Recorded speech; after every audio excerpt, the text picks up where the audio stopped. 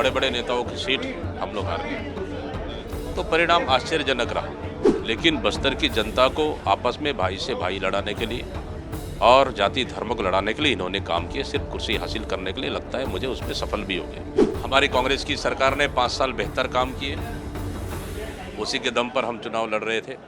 छत्तीसगढ़ चुनाव में कांग्रेस की करारी हार हुई है और इस वक्त मेरे साथ जो है प्रदेश कांग्रेस अध्यक्ष दीपक बैज जी हैं। बैज जी, सबसे पहले आपका पहला रिएक्शन क्या है?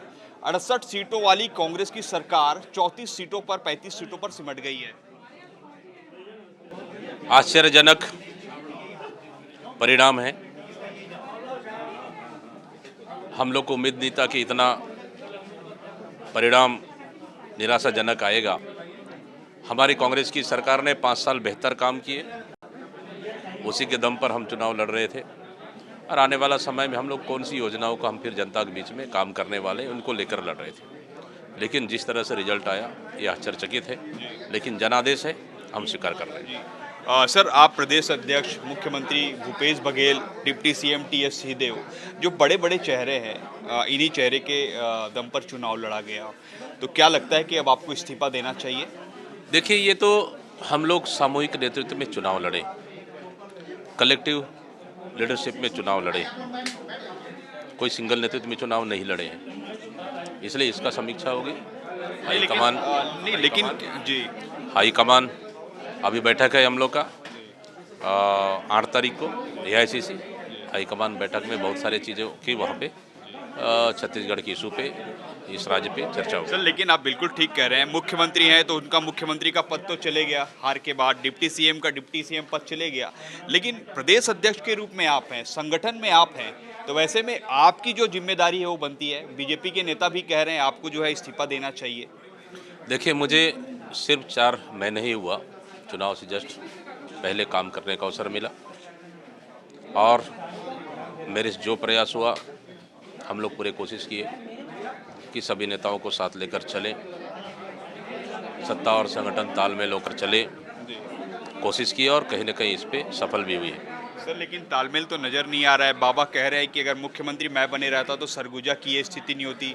अमरजीत भगत कह रहे हैं कि सामंजस्य की कमी थी, और आपके जो नेता आ रहे हैं उनके अलग अलग बयान आ रहे हैं। आप भी कुछ कहना चाहेंगे? हालांकि चुनाव परिणाम विपरीत आने के बाद तरह तरह के बयान आते हैं, उन बयानों को भी पार्टी स्तर पे समीक्षा की जाएगी। उन बयानों पे मुझे ज़्यादा कुछ नहीं कहना है, लेकिन घर की बात है, घर में बैठ कर हम बात करें। सर, आपके जो बीजेपी के नेता हैं केदार कश्यप, वो कह रहे हैं कि आप लोग काफ़ी अहंकारी हो गए थे, और आपने तो यहाँ तक भी कह दिया था कि चित्रकूट से अगर कुत्ता भी चुनाव लड़ेगा तो अगर कांग्रेस से जो है कुत्ता भी चुनाव लड़ेगा तो जीत हो जाएगी। तो वो कह रहे हैं अब इस बार लोकसभा में कौन लड़ेगा? देखिए, हमारी सरकार ने ज़मीनी स्तर पर काम किया 5 साल, कोई अहंकार नहीं था। हाँ, हमारी सीट थी कांग्रेस की सीट थी, कांग्रेस हमेशा जीत के आए। लेकिन इस समय छत्तीसगढ़ में सिर्फ एक सीट का सवाल नहीं, पूरी सीट, बड़े बड़े नेताओं की सीट हम लोग हार गए। तो परिणाम आश्चर्यजनक रहा। सवाल कोई एक सीट का नहीं है। कैसे देखेंगे? देखिए, केदार कश्यप तो 15 साल मंत्री रहते, उनका हालत भी पूरे प्रदेश की जनता ने देखा और क्षेत्र की जनता ने भी देखा। हेलीकॉप्टर से कभी उतरे नहीं, और सत्ता हासिल करने के लिए कित हद तक जा सकते हैं वो भी हम लोगों ने बस्तर में देखा है। लेकिन बस्तर की जनता को आपस में भाई से भाई लड़ाने के लिए और जाति धर्म को लड़ाने के लिए इन्होंने काम किए, सिर्फ कुर्सी हासिल करने के लिए। लगता है मुझे उसमें सफल भी हो गए। लेकिन कांग्रेस की विचारधारा और कांग्रेस की राजनीति कि शांत बस्तर को अशांत करने का नहीं है, ये भारतीय जनता पार्टी की राजनीति है। इसलिए हमने कहा, शुरू में ही कहा, कि शायद कांग्रेस के सच के सामने भारतीय जनता पार्टी का झूठ सफल हो गया। इसलिए हम लोग कहीं ना कहीं हम लोग के परिणाम हम लोग के विपरीत आया है। लास्ट सवाल, राज तिलक से पहले बुलडोजर की कार्रवाई देखने को मिल रही है। जेसीबी आपके राजीव भवन के सामने ही जो है हटाया जा रहा है, अवैध जो कब्जादारी है, जो ठेले गुमटी वालों को। देखिए, भारतीय जनता पार्टी अभी सरकार भी गठन नहीं की है और अभी से डराने और धमकाने का राजनीति कर रहे हैं। हम लोग शुरू से कह रहे थे कि केंद्र सरकार के दम पर छत्तीसगढ़ को डराने और धमकाने का प्रयास किया जा रहा था, और आज भी वही है। सरकार ने, अगर जनता ने उनको सरकार चलाने का अवसर दिया सरकार चला ले, कोई दिक्कत नहीं है। हम मजबूत विपक्ष की भूमिका हम निभाएंगे।